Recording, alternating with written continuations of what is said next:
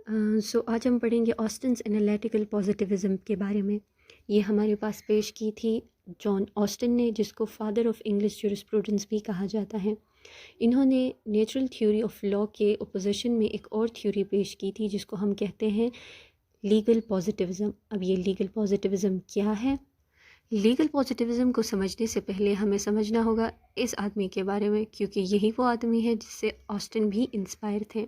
इन्होंने इस थ्योरी को भी डेवलप किया था। इसके अलावा इन्होंने यूटिलिटेरियन थ्योरी और बहुत सारे राइट्स को भी इन्होंने डिस्कस किया था।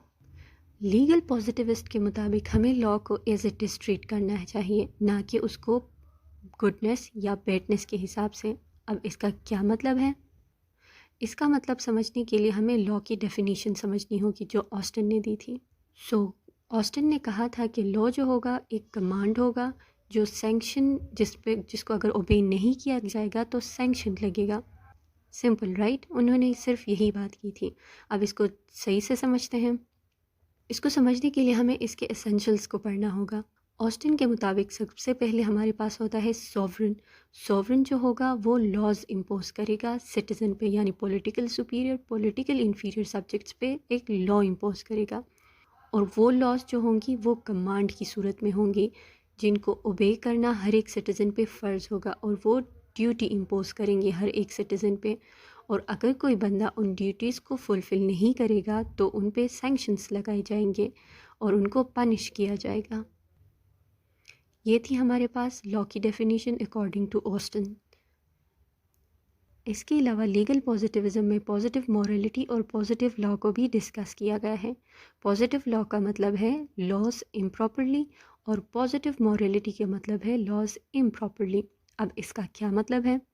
अगर हम देखें एक एग्ज़ाम्पल के थ्रू, तो टेनिस का गेम जो है, अगर इसके लिए क्या नेसेसरी होता है, एक बॉल हो और एक रैकेट हमारे पास हो और कुछ प्लेयर्स हो जो ये खेल रहे हों।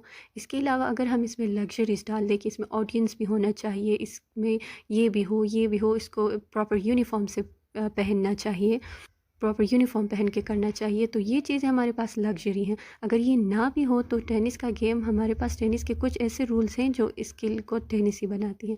अगर हम क्रिटिसिज्म की तरफ जाएँ तो क्रिटिसिज्म में सबसे पहले ये कहा गया था कि जो जजमेंट लॉस हैं यानी प्रेसिडेंट्स हैं, उनके लिए कोई भी जगह यहाँ पे नहीं बनाई गई थी, क्योंकि वो तो हमारे पास कमांड नहीं होते, तो उनके लिए कोई जगह नहीं थी। इंटरनेशनल लॉ को इन्होंने मॉरलिटी की तरह ट्रीट किया था, जबकि इंटरनेशनल लॉ हमारे पास एक फुल फ्लेज लॉ है।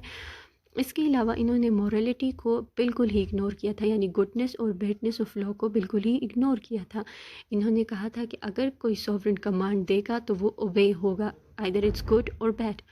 इसके अलावा अगर हम देखें, कस्टम जो है इसमें ओवरलुक्ड हो गया था, यानी कस्टम के लिए भी कोई जगह नहीं बनाई गई थी। इसके अलावा अगर हम देखें तो इसमें हमारे पास परमिसिव कैरेक्टर ऑफ लॉ को डिस्कस किया गया था, यानी एक्टिव कैरेक्टर ऑफ लॉ को डिस्कस नहीं किया गया था।